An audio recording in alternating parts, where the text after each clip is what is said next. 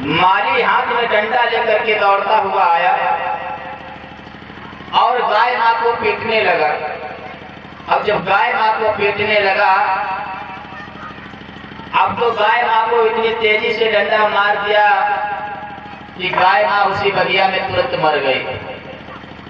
अब जब गाय मां मर गई, अब तो गाय मां जब मर गई है तो उससे कौन प्रकट हुआ? गौ हत्या।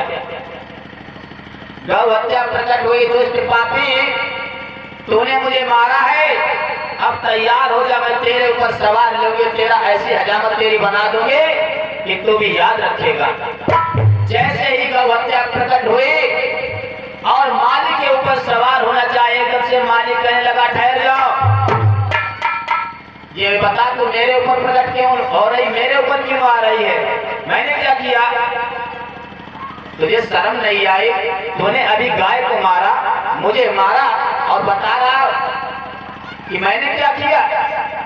माली होशियार था, कहने लगा मैंने मारा है तो इन हाथों ने मारा है, एक इस डंडे ने मारा है, मैंने नहीं मारा है। ध्यान देना मेरे भगवत प्रेमियों, माली इतना होशियार था, कहने लगा मैंने नहीं मारा है, इन हाथों ने मारा है। जाओ, इन हाथ के देवता कौन है? हमारा जो शरीर है, इस शरीर में जितने अंग हैं, हर अंग में सभी देवी देवता विराजमान हैं। अब आप लोग बताओ ये हाथ के देवता कौन है?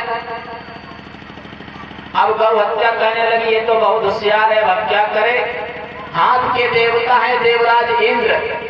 गौ हत्या पहुंची इंद्र के पास। इंद्र अपनी सभा में बैठा हुआ था। जैसे ही देखा कौन हो तुम?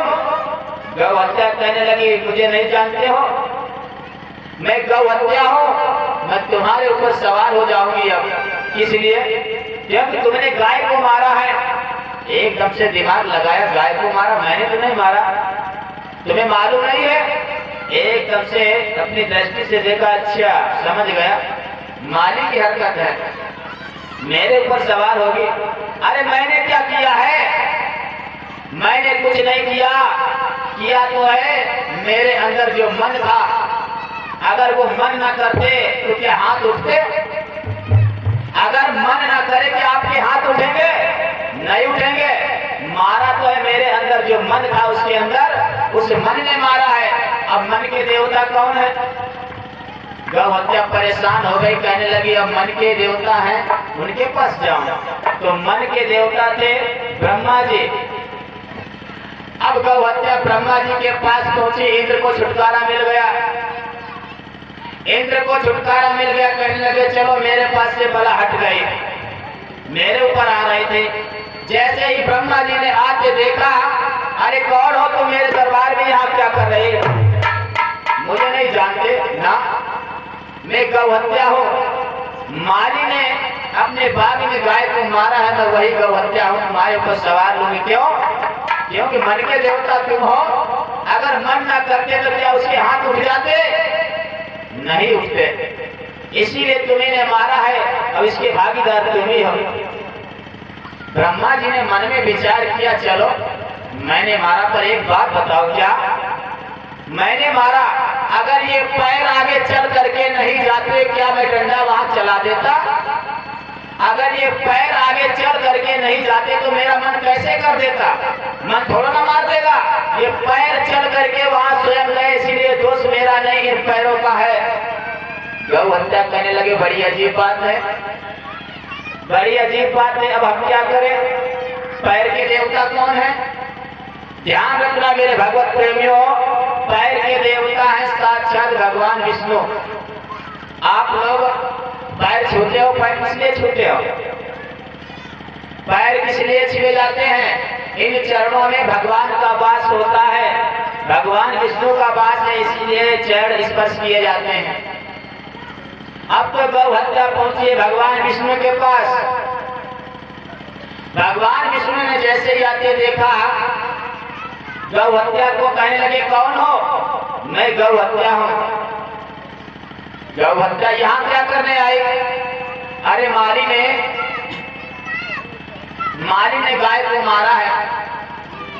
अगर पैर के देवता तुम हो तो पैर अगर आगे चल करके नहीं जाते तो गाय नहीं मरते, इसीलिए इसके भागीदार तुम हो। भगवान विष्णु कहने लगे चलो मैं दोषी हूं, लेकिन जब तक मैं इसको साबित न कर दूं तब तक तुम कहीं जाना नहीं, तुम मेरे साथ चलो। भगवान विष्णु ने गौ हत्या को लिया और आज गौ हत्या को लेकर के आज पहुंचे हैं कहां? उसी माली की बगिया के पास, जहां वो माली बगिया की रखवाली करता था। भगवान विष्णु एक चरवाहा का भेष बना करके बगिया के पास टहलने लगे।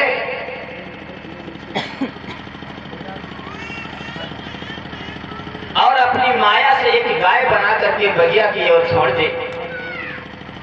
जब बगिया की ओर गाय को छोड़ा है और वो गाय जैसे ही बगिया में प्रवेश करके घास खाने लगी तो माली डंडा लेकर के आया और गाय को जैसे ही मारना चाहा, एकदम से भगवान चरवाहे का भेष बना करके आए थे। अरे ठहरो, मारना नहीं, मेरी है। अच्छा तुम्हारी है तो ये बताओ यहाँ खा रही है?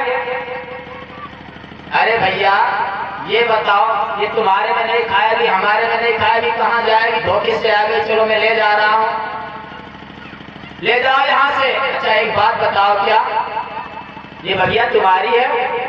हाँ हाँ मेरी है, क्या करोगे? अच्छा कुछ नहीं, काम था।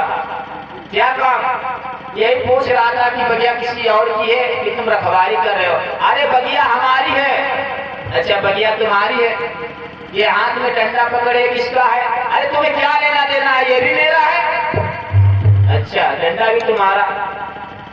अच्छा कोई बात नहीं भैया, मैं इसे पूछ रहा था ये हाथ, अरे तुम्हारे कहने का मतलब क्या? ये हाथ मेरा है, डंडा मेरा है, बगिया मेरी, सारा शरीर मेरा, तुमसे क्या मतलब? भगवान कहने लगे जब सब कुछ तेरा है तब ये गौ हत्या मेरी कैसे हो गई? चल समाज इसको। जब कड़वा लगे तो मैं खाऊं, मीठा लगे तू खाए, ये कौन सा वेद में लिखा है? उसी समय भगवान विष्णु ने गौ हत्या को माली के हवाले किया और वहां से अंतर ध्यान हो गए। अगर माली यही कह देता ये मेरा शरीर नहीं है, सारा भगवान का है, मेरा कुछ नहीं है, तो वो गौ हत्या का हकदार केवल भगवान होते, उसमें माली हकदार नहीं होता।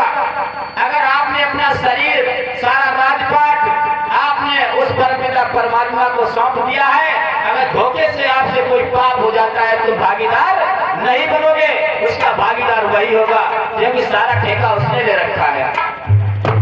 इसीलिए कहा जाता है कि तन मन धन ये जीवन सब कुछ है तेरा, और तेरा तुझको अर्पण क्या लागे मेरा। जिस मनुष्य ने ये सोच लिया कि मेरा कुछ नहीं है, उस परमपिता परमात्मा का दिया हुआ है, मेरा कुछ नहीं है, समझो उसी का जीवन में कल्याण है, अन्यथा कल्याण नहीं है।